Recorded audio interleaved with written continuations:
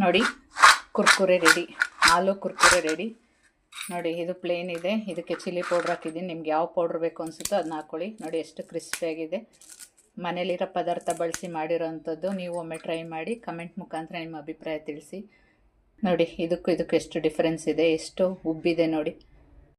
ನೋಡಿ 2 ಆಲೂಗೆಡ್ಡೆ ತೊಗೊಂಡಿದ್ದೀನಿ. ಈ ಸೈಜಿನ ಆಲೂಗೆಡ್ಡೆ 2 ಇದ್ದರೆ ಸಾಕಾಗುತ್ತೆ, ಬೇಕಾದಷ್ಟು ಆಗುತ್ತೆ. ಇದನ್ನು ತೊಳೆದು ಸಿಪ್ಪೆ ತೆಗೆದು ಮತ್ತೆ ತೊಳೆದು ಇಟ್ಕೊಂಡಿದ್ದೀನಿ.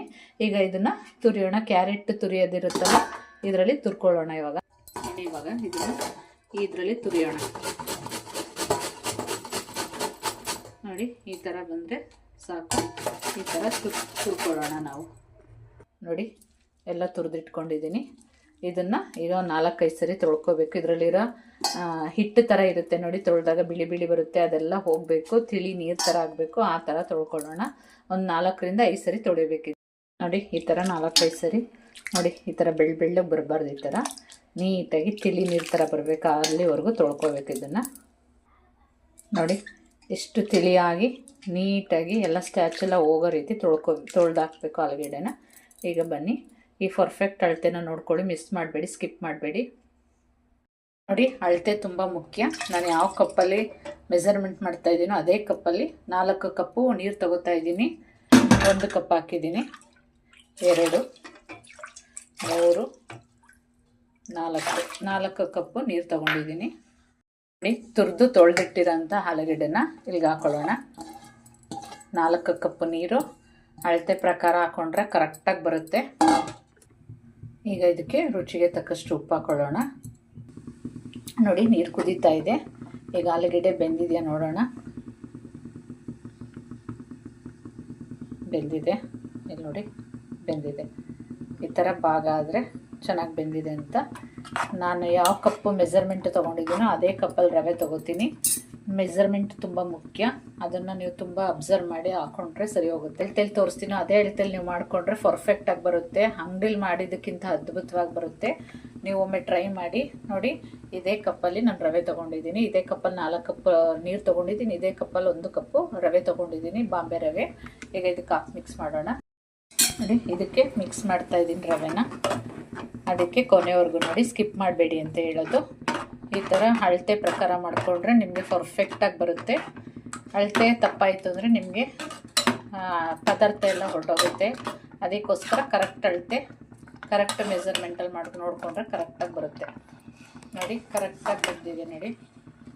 ಈ ಥರ ಇನ್ನು ಸ್ವಲ್ಪ ಬೆಂದರೆ ರೆಡಿ ಆಗುತ್ತೆ. ಈ ವಿಧದಲ್ಲಿ ಕುರ್ಕುರೆ ಮಾಡಿಕೊಂಡು ತಿಂತಾ ಇದ್ದರೆ ಅದ್ಭುತವಾಗಿರುತ್ತೆ. ಮಕ್ಕಳಿಗೆ ಹೊರಗಡೆಯಿಂದ ತಂದಿದ್ದೀವಿ ಅನ್ಸೋದೇ ಇಲ್ಲ. ಮನೇಲಿ ಮಾಡಿದ್ದು ಅನ್ಸೋದೇ ಇಲ್ಲ, ಅಷ್ಟು ಅದ್ಭುತವಾಗಿರುತ್ತೆ ರುಚಿ ಅಂತೂ. ಹೊರಗಡೆ ನಾವು ಕುರ್ಕುರೆ ಪ್ಯಾಕೆಟ್ 10 ರೂಪಾಯಲ್ಲಿ ತರ್ತೀವಲ್ಲ, ಆ ಥರನೇ ಬರುತ್ತೆ. ನೀವು ಒಮ್ಮೆ ಟ್ರೈ ಮಾಡಿ ಹೇಗಂತು ಅಂತ ನಮಗೆ ಕಮೆಂಟ್ ಮುಖಾಂತರ ತಿಳಿಸಿ. ಯಾವುದೇ ಪ್ರಿಸರ್ವೇಟಿವ್ ಇಲ್ಲದೆ, ಬಣ್ಣ ಇಲ್ಲದೆ, ಯಾವುದೇ ಇದಿಲ್ಲದೇ ನ್ಯಾಚುರಲ್ ಆಗಿ. ಈಗ ಇಷ್ಟು ತಣ್ಣಗಾಗಿದೆ, ಇಷ್ಟು ಬೆಚ್ಚಗಿದ್ರೆ ಸಾಕಾಗುತ್ತೆ. ಈಗ ಇದನ್ನು ಒಂದು ಪೈಪಿಂಗ್ ಬ್ಯಾಗ್ ಮಾಡಿ, ಪೈಪಿಂಗ್ ಬ್ಯಾಗ್ ಅಥವಾ ಹಾಲಿನ ಕವರ್, ಇದಿಲ್ಲ ಅಂದರೂ ಪರವಾಗಿಲ್ಲ, ಹಾಲಿನ ಕವರಲ್ಲಾದರೂ ಮಾಡ್ಕೊಳ್ಳೋಣ. ಹೇಗೆ ಮಾಡೋದು ಅಂತ ತೋರಿಸ್ತೀನಿ ಬನ್ನಿ.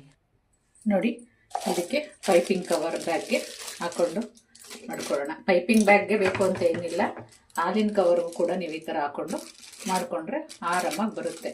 ನಾನು ಪೈಪಿಂಗ್ ಬ್ಯಾಗ್ ಇದೆ, ಅದಕ್ಕೋಸ್ಕರ ಪೈಪಿಂಗ್ ಬ್ಯಾಗಲ್ಲಿ ಮಾಡ್ತಾಯಿದ್ದೀನಿ. ನೋಡಿ ಈ ಥರ ಫಿಲ್ ಮಾಡಿಕೊಂಡು ಈ ಥರ ಆರಾಮಾಗಿ ಮಾಡ್ಕೋಬೋದು. ನೋಡಿ ಈ ಕಟ್ ಮಾಡ್ಕೊಂಡಿದ್ದೀನಿ ತುದಿನ. ಬನ್ನಿ ಮಾಡೋಣ. ನೋಡಿ ಈ ಥರ ಪ್ಲಾಸ್ಟಿಕ್ ಚೀಲದಲ್ಲಿ ತೊಗೊಂಡಿದ್ದೀನಿ. ಈ ಥರ ಹಾಕ್ಕೊಂಡು ಬಂದರೆ ಬಿಸಿಲಲ್ಲಿ, ಈ ಥರ ಹಾಕ್ಕೊಂಡು ಬಂದು ಬಿಸಿಲಲ್ಲಿ 2 ದಿನ 3 ದಿನ ಒಣಗಿದ್ರೆ ನಿಮ್ಗೆ ಎಷ್ಟು ಉದ್ದ ಬೇಕೋ ಅಷ್ಟು ಉದ್ದ ಹಾಕ್ಕೊಳ್ಳಿ. ಎಲ್ಲ ಸಂಡಿಗೆ ಹಾಕಾಗೈತೆ, ಕುರ್ಕುರೆನ. ಈಗ ಇದನ್ನು ಬಿಸಿಲಲ್ಲಿ 2-3 ದಿನ ಒಣಗಿಸ್ಕೊಳ್ಳೋಣ. ನೋಡಿ ಎಷ್ಟು ಅದ್ಭುತವಾಗಿ ಬಂದಿದೆ. 2 ಆಲೂಗೆಡ್ಡೆ, 1 ಕಪ್ ರವೆ, ಮನೇಲಿರೋ ಅಂಥ ಪದಾರ್ಥ ಬಳಸಿ 2 ಪದಾರ್ಥದಿಂದ ಅದ್ಭುತವಾದ ರೆಸಿಪಿ ರೆಡಿಯಾಗಿದೆ. ಇದು 2 ದಿನ ಬಿಸಿಲಲ್ಲಿ ಒಣಗಿದ್ರೆ ರೆಡಿ ಆಗುತ್ತೆ. ನೋಡಿ ಬಿಸಿಲಲ್ಲಿ 2 ದಿನ 2-3 ದಿನ ಒಣಗಿಸಿದ್ದಕ್ಕೆ ಎಷ್ಟು ಚೆನ್ನಾಗಿ ಒಣಗಿದೆ. ನಿಮ್ಗೆ ಸೌಂಡಲ್ಲೇ ಗೊತ್ತಾಗ್ತಿದೆ. ಇಷ್ಟು ಚೆನ್ನಾಗಿ ಒಣಗಿದ್ಮೇಲೆ ಕರೆಕ್ಟಾಗಿ ಪರ್ಫೆಕ್ಟಾಗಿದೆ. ಈಗ ಇದನ್ನು ಎಣ್ಣೆಲಿ ಕರಿಯೋಣ ಬನ್ನಿ.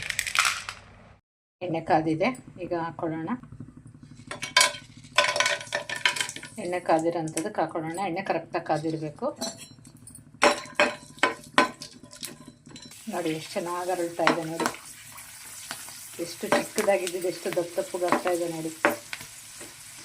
ಅದ್ಭುತವಾಗಿ ಪರ್ಫೆಕ್ಟಾಗಿ ಬಂದಿದೆ. ಇದಾಗಿದೆ, ಇಷ್ಟಾದರೂ ಸಾಕು, ತೆಗೆದುಬಿಡೋಣ. ನೋಡಿ ಎಷ್ಟು ಚೆನ್ನಾಗಿ ಅಲ್ಲಿದೆ, ಯಾವುದೇ ಸೋಡಾ ಪಾಪಡ್ ಖಾರ ಯಾವುದೂ ಹಾಕಿಲ್ಲ, ಎಷ್ಟು ಚೆನ್ನಾಗಿ ಬಂದಿದೆ ನೋಡಿ.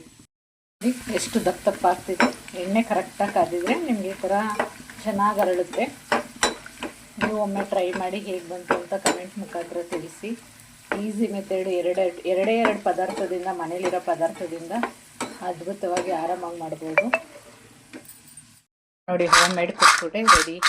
ಮನೇಲಿರೋ ಎರಡೇ ಪದಾರ್ಥದಿಂದ ರೆಡಿಯಾಗಿರೋಂಥದ್ದು. ಈ ವಿಡಿಯೋ ಇಷ್ಟ ಆದರೆ ಪ್ಲೀಸ್ ಲೈಕ್ ಮಾಡಿ, ಶೇರ್ ಮಾಡಿ, ಸಬ್ಸ್ಕ್ರೈಬ್ ಮಾಡಿ.